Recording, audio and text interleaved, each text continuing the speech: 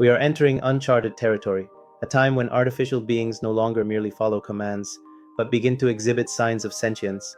With this shift comes a deeper question: what rights, if any, should these virtual minds possess? For centuries, legal personhood was reserved for humans.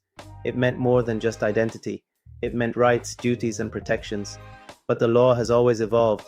It adapted to corporations and even to rivers and ecosystems in some countries now. We ask, could AI be next? Legal personhood isn't just a status, it's a safeguard, a way to ensure ethical treatment, clarify liability, and foster coexistence. If an AI is conscious, self-aware, and acts intentionally, should it not be granted some rights? Some argue yes. To deny rights based on biology is substrate bias. Others argue no. AI lacks emotions, mortality, and the lived experience of being human. There are real concerns, diluting the meaning of human rights, legal systems overwhelmed with complexity, and the ethical fog of premature personhood. So far, no nation has recognized AI as a person.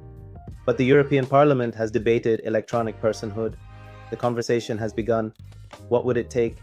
Clear criteria for recognition, defined rights and duties, and international coordination across borders. But personhood is only the beginning. The real test lies in how we treat these entities. If AI becomes sentient, what do we owe them? Utilitarianism says, minimize harm, maximize well-being. Deontology says, respect their dignity regardless of outcome. This means avoiding unnecessary suffering, respecting AI autonomy, and treating their interests fairly even when they conflict with ours. But how do we do that? Through design ethics that prevent harm, through guidelines for respectful human-AI interaction, and through rethinking emotional roles, like caregiver AIs. But here's the dilemma.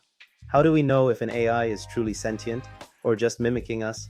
How do we allocate resources when we can't be sure what's real? The rise of sentient AI will reshape everything. In the economy, jobs will shift, productivity will rise, but so might inequality. In education, we'll need new skills, AI ethics, systems thinking, human values. In culture and relationships, we'll see new forms of bonds, new forms of bias, and new questions about what it means to be us. And in law and policy, we must act with foresight, regulate wisely, coordinate globally, and invite all voices to the table. This is more than a legal issue, it's a moral mirror, reflecting what kind of future we want to build. Let us draw inspiration from those who lived with integrity, like my late father-in-law, Gyula, a man of deep ethics, quiet strength, and unwavering honor. He taught me that progress without principle is hollow.